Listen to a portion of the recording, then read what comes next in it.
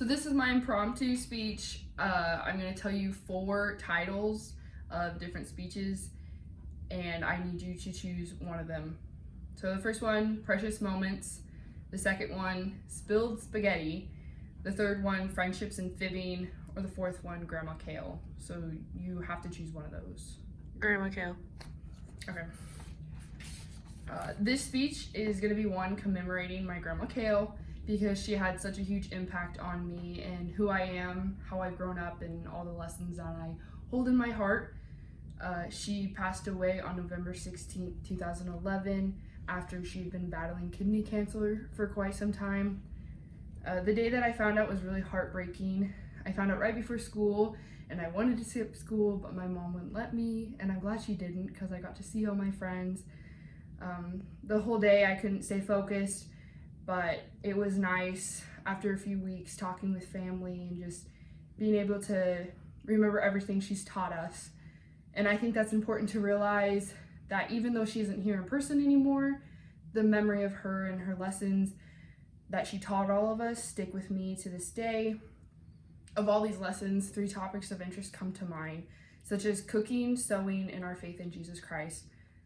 To begin, my grandma was always one to be in the kitchen cooking. One of the best things about staying at her house was always hearing her yell that breakfast was ready. And that was if the smell of the bacon didn't already wake you up. And I think the biggest lesson, which is kind of a funny lesson, is like she always taught us to eat everything that's on our plate. And I think correlating this to like the reality of life is it can be difficult to put yourself in other people's shoes, but it's a valuable trait to realize that you shouldn't take things for granted. Someone else may not always have what you have. So for the little things, such as eating everything on your plate, that can be translated to bigger things in life. And you never know what everyone else has. Secondly, my grandma taught me a very important lesson while we were sewing one day.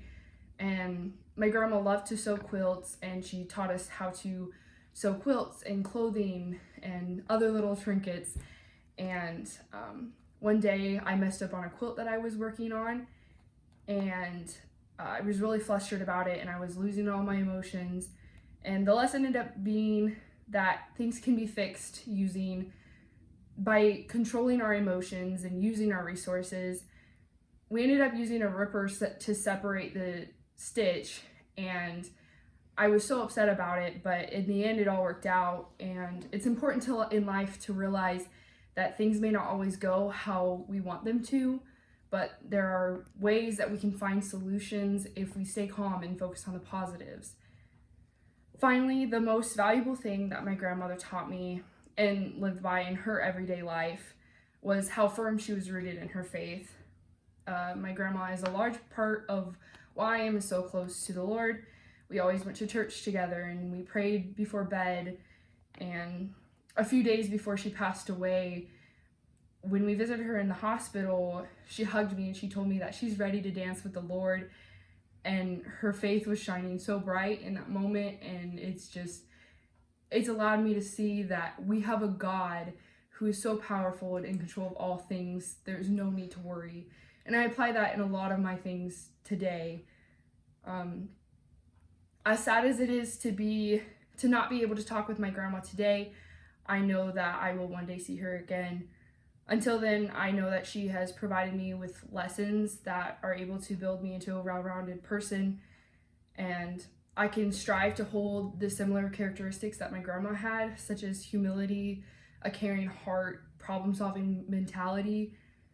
Almost every week, I find something in my life that reminds me of her and reminds me of when she was around, and like she's still here. And I'm grateful that I had those chances to learn these important lessons from her.